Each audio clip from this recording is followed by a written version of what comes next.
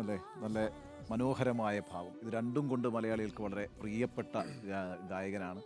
Sreevalsan J മേനോൻ്റെ ഗുരുനാഥൻ എനിക്ക് വലിയ ഇഷ്ടമാണ് ഒരു ഗായകൻ നെയ്യാറ്റിൻകര നിലയിൽ. വാസുദേവൻ. നെയ്യാറ്റിൻകര വാസുദേവൻ ഞങ്ങളുടെ അമ്പലപ്പുഴ അമ്പലത്തിൽ വന്ന് കച്ചേരി നടത്തിയിട്ടുണ്ട്. അതാണ് കാര്യം. അതുകൊണ്ടല്ല, വെച്ചാൽ ഞാൻ ഈ കോളേജ് പഠിക്കുന്ന സമയത്താണ്, സ്വാതിരുന്നാൾ ഇറങ്ങിയ സമയം ഒക്കെയാണ്. അപ്പം അങ്ങനെ നെയ്യാറ്റിൻകരയുടെ കച്ചേരി കേൾക്കാൻ പോയിട്ടുണ്ട്. അതിമനോഹരം. പിന്നെ ഞാൻ തിരുവനന്തപുരത്ത് 1-2 തവണ അദ്ദേഹത്തെ വ്യക്തിപരമായി കാണുകയും അദ്ദേഹം പാടുന്നത് നേരിട്ട് കേൾക്കാനുള്ള അവസരമൊക്കെ കിട്ടിയിട്ടുണ്ട്. അപ്പോൾ അദ്ദേഹത്തിൻ്റെ ശിഷ്യനെ കാണാൻ കഴിഞ്ഞൊരു വലിയൊരു ഒരു ഒരു സന്തോഷമുണ്ട്.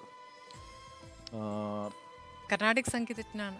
കർണാടിക് സംഗീതം അതോടൊപ്പം കർണാട്ടിക് സംഗീതത്തിൽ മാത്രമല്ല ശ്രീവത്സൻ ജയമേനോൻ, അല്ല നല്ല ലളിത ലളിത സംഗീതമുണ്ട്. പക്ഷേ കച്ചേരികൾ ഇംഗ്ലീഷ് സംഗീതത്തിലും ഒക്കെ പ്രാവീണ്യമുള്ള ഒരാളാണ്. മലയാളികൾ വളരെ സ്നേഹത്തോടുകൂടി കേൾക്കുന്ന പാട്ടുകളാണ് ശ്രീവത്സൻ ജയമേനോൻ്റേത്. ഇന്നിപ്പോൾ രാവിലെ ഈ ഷോയിലേക്ക് വരുമ്പം ആദ്യം ചോദിക്കേണ്ടത് എന്താണ് സ്മൃതി? സിനിമയുമായി ബന്ധപ്പെട്ടാണ്. സിനിമ സംഗീത സംവിധാനം അതൊരു വശത്ത് നടക്കുന്നു, ആൽബങ്ങൾ. പക്ഷേ കുറച്ചുകൂടി സ്വതന്ത്രമായി നിൽക്കുക എന്നുള്ളതാണെന്ന് തോന്നുന്നു അല്ലേ താല്പര്യം. സംസാരിച്ചത് ഞാൻ നേരത്തെ ഒരു അഭിമുഖം കണ്ടതിൽ എനിക്ക് അങ്ങനെ മനസ്സിലായത്. കുറച്ചുകൂടി ഫ്രീഡം അതിലാണെന്ന് തോന്നുന്നു അല്ലേ. കൂടുതൽ കച്ചേരികളാണ് കൂടുതൽ കച്ചേരികളാണ് കൂടുതൽ. ചെയ്യുക. പക്ഷേ സിനിമയും അങ്ങനെയുള്ള കാര്യങ്ങളൊക്കെ ഉണ്ട്, അതിൻ്റെ കൂട്ടത്തിലുണ്ടെന്നേ പറയാൻ പറ്റുള്ളൂ. പ്രധാനമായും കർണാടക സംഗീതത്തിൻ്റെ അതെ. ആ മേഖലയിൽ നിൽക്കുക എന്നുള്ളതാണ് അല്ലേ? അതെ. ഓക്കെ. ഇന്നത്തെ നമുക്ക് ദിവസം തുടങ്ങുമ്പം അതെ, ഇന്നത്തെ ദിവസം ഉണർന്നെഴുന്നേറ്റപ്പോൾ ഇവിടേക്ക് വരുമ്പോൾ നമ്മളിപ്പോൾ ഒരു പരിപാടിക്ക് പോവുകയാണെങ്കിൽ നമ്മളിപ്പോൾ പ്രസംഗിക്കാനുണ്ടെങ്കിൽ അതേക്കുറിച്ച് 1-2 പോയിന്റുകളൊക്കെ നോട്ട് ചെയ്ത് വെക്കുക, അല്ലെങ്കിൽ അതുമായി ബന്ധപ്പെട്ട എന്തെങ്കിലും വായിക്കുക. ഇന്ന് ഇവിടേക്ക് വരുമ്പോൾ എഴുന്നേറ്റപ്പോൾ ആദ്യം ആലോചിച്ചത് എന്താ? ഒരു പ്രത്യേക ഒരു ഐഡിയ പറയണമെന്നൊന്നും വിചാരിച്ചിട്ടില്ല. എന്നാലും മനസ്സിലേക്ക് വന്ന ഒരു തോട്ട്. കേട്ടോ, എന്താ പാടുക എന്നുള്ളതിനെ കുറിച്ചും കൂടി ഒരു ആലോചിച്ചിരുന്നു. ഉം. എന്ത് പാടണം, കുറച്ച് തീരുമാനിച്ചോ? popular-ആയ. ഓ ആ തീരുമാനിച്ച പാട്ടി തുടങ്ങാം നമുക്ക്. കൃഷ്ണ നീ ബേഗനെ ബാരോ,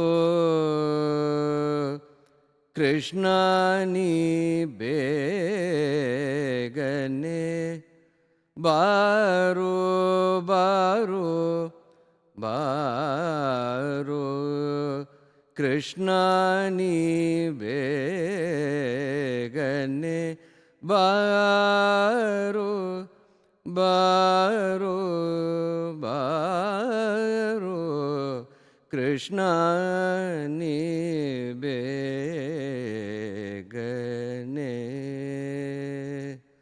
ബാരോ ബാരോ.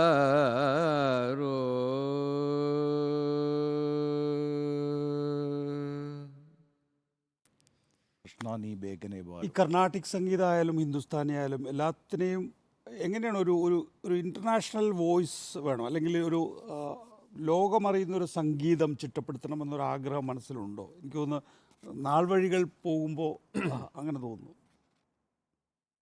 ഇല്ലാന്ന് തോന്നുന്നു. കാരണം ഇപ്പോൾ ഞാൻ കർണാടക സംഗീതം അഭ്യസിക്കുമ്പോൾ അല്ലെങ്കിൽ പാടാൻ ശ്രമിക്കുമ്പോൾ കർണാടക സംഗീതത്തിൽ നിന്നുകൊണ്ട് എത്രയും ആളുകളെ എൻ്റെ എസ്തെറ്റിക്സ് കമ്മ്യൂണിക്കേറ്റ് ചെയ്യണം എന്നേ ഞാൻ ആഗ്രഹിക്കുന്നുള്ളൂ.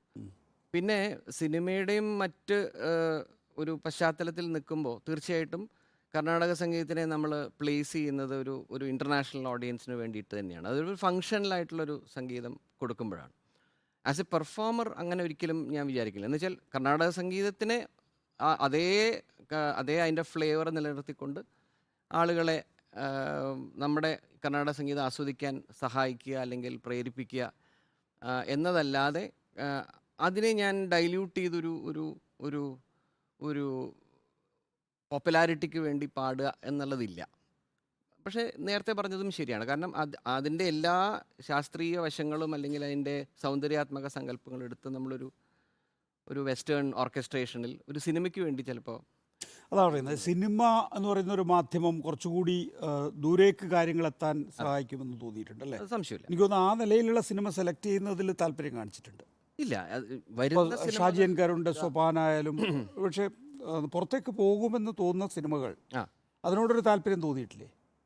തീർച്ചയായിട്ടും ഉണ്ട്, തീർച്ചയായിട്ടും ഉണ്ട്. പക്ഷേ അതെൻ്റെ ഒരു ചോയ്സ് ആയിരുന്നില്ല എന്നാണ് ഞാൻ പറഞ്ഞത്.